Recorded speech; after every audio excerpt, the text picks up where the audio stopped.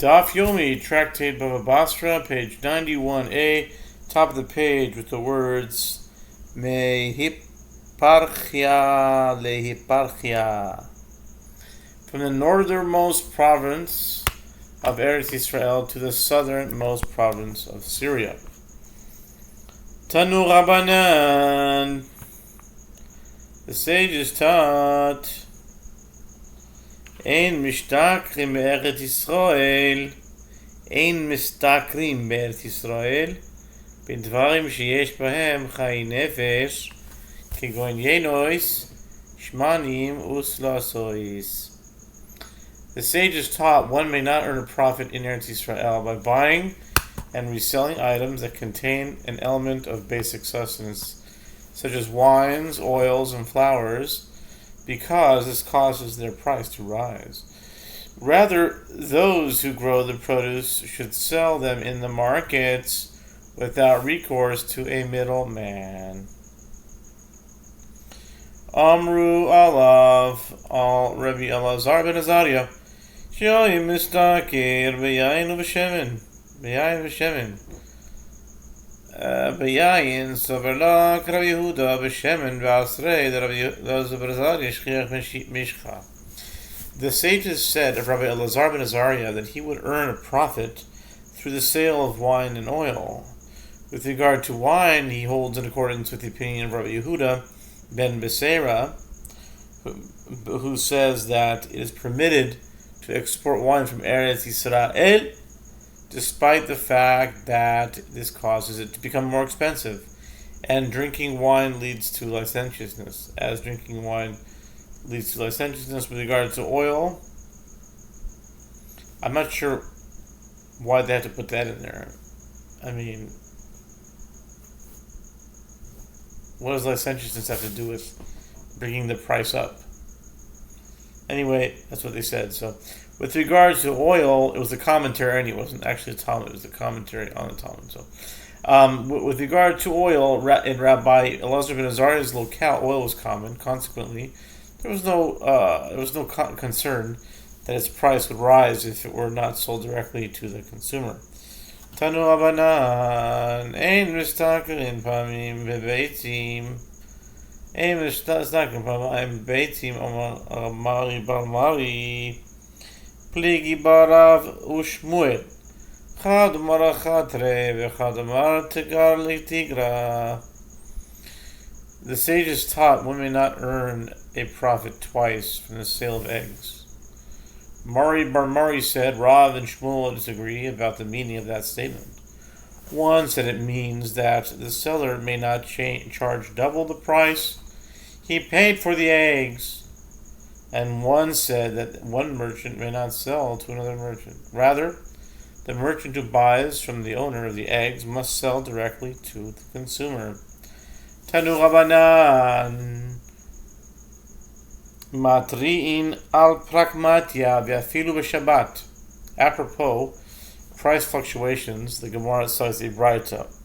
The sages taught a community sounds the alarm and gathers in public prayer for merchandise whose price has dropped. And even on Shabbat, it is permitted to cry and plead, even though one may not pray for his personal needs on Shabbat, as this hardship affects the entire public. Amar Rav Yochanan, Kigoin Klei Pishton beBovel, V'yayin v'shemen be'eretz Yisrael. Amar Rav Yosef, Uhu dezal, V'kamasro b'shito. Rav Yochanan said the Braita is referring specifically to merchandise that serves as the basis of the local economy, such as linen garments in Babylonia, and wine and oil in Eretz Yisrael. Rav Yosef said, and that halacha, public prayers recited even on Shabbat, applies only when the merchandise was reduced in price and stood at prices as goods had been worth 10 are currently selling for 6. Tanu Rabbanan, the sages taught, Ein yotzim eretz Yisrael l'chutz haaretz, Elim Kain Amdu Zasai Misela. Amar Rabbi Shimon Emasai Bisman Shein Amoitza Likach. Avazman Shimoitza Likach Afilu Amda Seah Bisela Lo Yetze. The sages taught one may not leave Eretz Yisrael to live outside of Eretz Yisrael unless the price of 2 se'ah of grain stood at a selah, which is double its usual price. Rabbi Shimon said, when does this exception permitting one to leave Eretz Yisrael under certain circumstances apply? It applies when one is unable to find produce to buy as he has no money. But when he has money and is able to find produce to buy, even if the price of a se'ah of grain stood at a selah, he may not leave. V'chein haya Rabbi Shimon ben Yochai Omer Elimelech machalon v'chilin gedolei ador hoyu u'parnasei ador hoyu u'pnei ma ne'enshu u'pnei sheyatzu me'eretz l'chutz la'aretz shenemar v'tehom kol ha'ir alehem v'tomarna hazot Naomi, my hazot Naomi, Amar Rav Yitzchak, Amanu chazitem Naomi, shiyatzat me'eretz l'chutz la'aretz, my al-talah. Rabbi Shimon bar Yochai would likewise say, Elimelech and his sons, Machlon and Kilion, were prominent members of their generation and were leaders of their generation. And for what reason were they punished? They were punished because they left Eretz Yisrael to go outside of Eretz Yisrael, as it is stated concerning Naomi and Ruth, and all the city was astir concerning them, and the women said, "Is this Naomi?" Ruth 1:19. The Gemara asks, what is the meaning of the phrase, "Is this Naomi"? How does this indicate that her husband and sons were punished for leaving Eretz Yisrael? Rabbi Yitzchak says that the women said, "Have you seen what befell Naomi, who left Eretz Yisrael for outside of Eretz Yisrael? Not only did she not escape tribulations there, but she lost her status entirely." And Rabbi Yitzchak says, "Osayom Shabbos Movia L'Eretz Yisrael Meisa Yishto Shel Boaz." Rabbi Yitzchak also says, with regard to this passage, that the very day when Ruth the Moabite came to Eretz Yisrael, the wife of Boaz died. Meaning, from that moment of their arrival, the possibility was created for Ruth's eventual marriage with Boaz. Behind the Amri Inchi ad lo shachiv shichva kaima manu bete. This explains the adage that people say, before the deceased dies, the person who will next be in charge of his house arises. As in this case, Boaz's new wife, Ruth, arrived as his previous wife died. Amar Rabba bar Rav Huna Amar Rav Itzban ze Boaz. My Kamash Melon Ki idach de Rabba bar Rav Huna Ti Amar Rabba bar Rav Huna Amar Rav 120 Mashtaois also Boaz Lebonov Shenema Vihi lo 30 bonim ו30 בנויס שילח החוצה, ו30 בנויס הביא לבונוב מן החוץ וישפוט את ישראל 7 שנים. Apropos the story of Ruth, the Gemara adds, Rabbi bar Rav Huna says that Rav says the judge Ibzan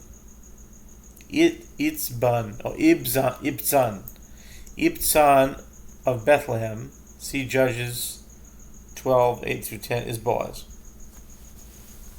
I said Itzban before. It's Ivtzan.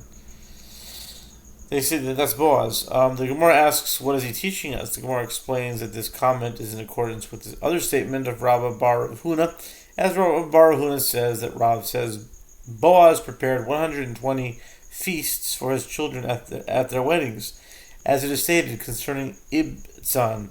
He had 30 sons and 30 daughters he sent abroad, and 30 daughters he brought in from abroad for his sons. And he judged Israel 7 years. Judges 12:9. The verse indicates that he had 60 children. ובכל אחת ואחת עשה שתי משתאות, אחד בבייס אביו ואחד בבייס חמיו, וכולן לא זימן אס מנוח, אמר כודנה עקרה במאי parali. And each and every wedding he prepared for his children, he made 2 feasts, one in the house of the father of the groom, and one in the house of the father-in-law of the groom. And he did not invite Manoah, the future father of Samson, whose wife was barren, see Judges 13:2, to any of them, as he said, "It is not worth inviting him. He is a sterile mule. How will he pay me back? Manoah will never invite me in return, as he has no children." Is that the only reason you invite someone to a wedding? Anyway, that's what it says here. No, it didn't. That was my own comment. I mean, because he can't invite you to his wedding, that means you're not going to invite him to your wedding. Don't quite get it, but anyway. They all died in his lifetime. The sages taught all the children of Ibzan died in his lifetime. This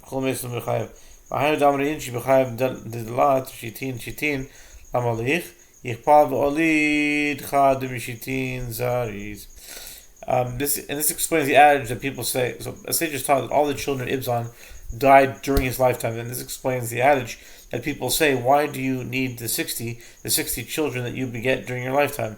Go to the trouble and beget one who will be more diligent than 60. The adage refers to Boaz, who had 60 children, who died, and yet his last child, born from Ruth, is his glory, as King David was born from his line. And the simon is, there's a simon, it's just even mnemonic. The Gemara provides a mnemonic for the ensuing statements that Rav Hanan bar Rava said that Rav said. Okay? Melech Avraham Eser Shanim Sheniftar Nit Naseh Levado. Okay, this is the mnemonic. Is Melech Avraham 10 years when he died, and he alone was exalted. Okay, those are the 10. Those are the simanim. 7, 8, something like that. Okay.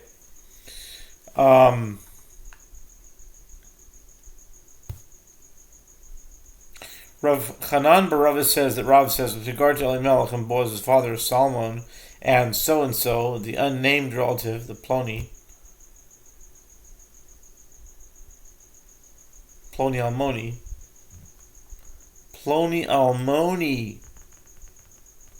Blessoni, Ploni Almoni has a numerical value of 313. Atbash 742.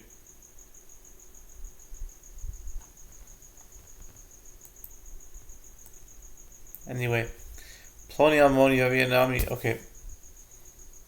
The so and the unnamed relative who was closer to Elimelech than Boaz, Ruth 4:1, and Nomi's father. All of these descendants of Nachshon ben Aminadav, the head of the tribe of Judah. See Ruth 4:20-21. And Numbers 2:3. The Gemara asks, what is he teaching us by this statement? He's teaching that even in the case of one who has the merit of his ancestors to protect him, his merit does not stand for him when he leaves Eretz Yisrael to us, Eretz Yisrael, as Elimelech died on account of his sin. Davram Amtalai bat Karnevo.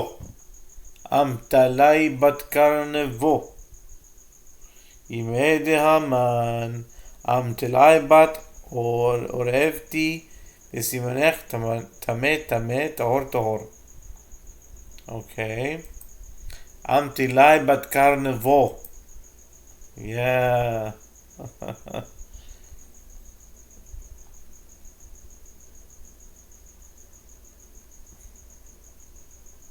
Ammatlai bat Karnevo. Okay, and Rav Hanan Rav says the mother of Abraham was called Amtalai bat Karnevo. The mother of Haman was called Amtalai bat Orevati. And your mnemonic, to ensure that the two are not confused, one is that a raven is impure.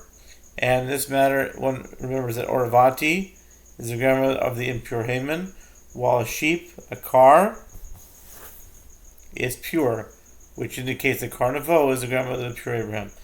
Ima de David nitzevet bat Adael Shema. Ime de Shimshon Tzelel Ponit. Tzelel Ponit. Tzelel Ponit. Tzelel Ponit is 696. Tzelel Ponit is Gematria Shimshon. Did you know that? Shimshon, yeah. Interesting.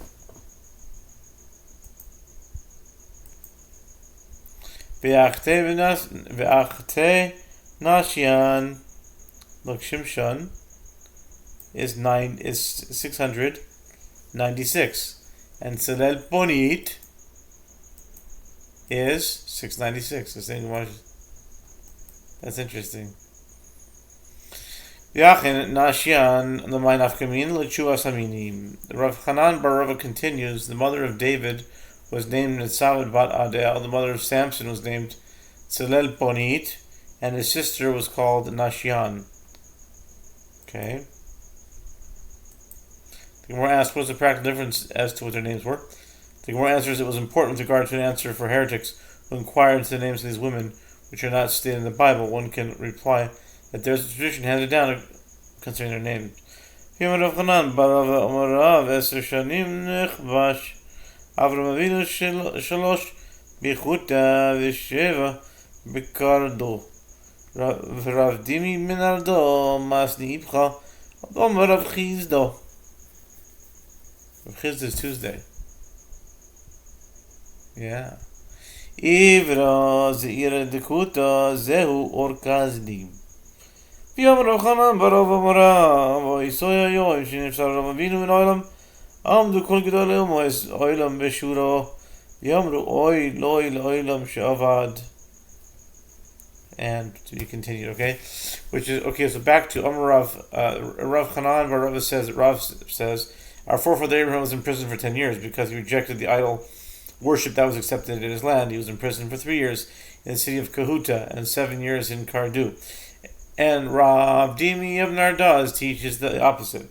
He was in prison 7 years in Kahuta and 3 in Kardu.